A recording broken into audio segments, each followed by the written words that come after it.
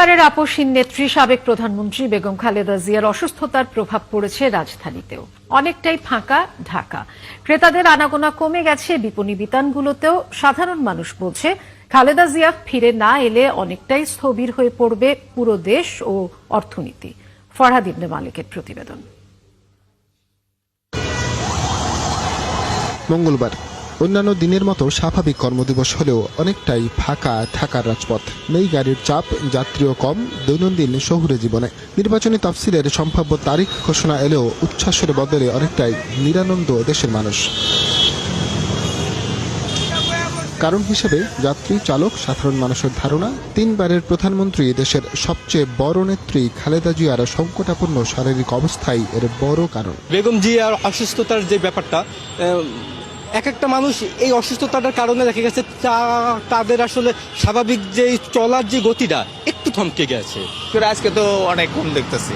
সাধারণ মানুষের জন্য ভোটের অধিকারের লেগা যে মানুষ এত পরিশ্রম করছে, আজকে সেই মানুষটাই অসুস্থ।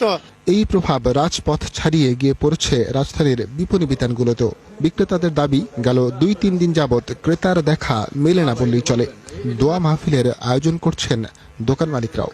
আমাদের তো প্রাণপ্রিয় নেত্রী, ওনার জন্য সবাই খুব একটা সমস্যার মধ্যে, মনের একটা দুর্দশা নিয়ে আছে। কি ব্যবসা করব, কি বাণিজ্য করবো, এটা মন মানসিকতা ভালো না কেউ। উনি তো অনেকদিন দেশের রাজনীতি ছিলেন, ওনার জন্য অনেকেই মন খারাপ, অনেকে দোয়াও করতেছে। আমার স্ত্রী ওনার জন্য দোয়া করতেছে।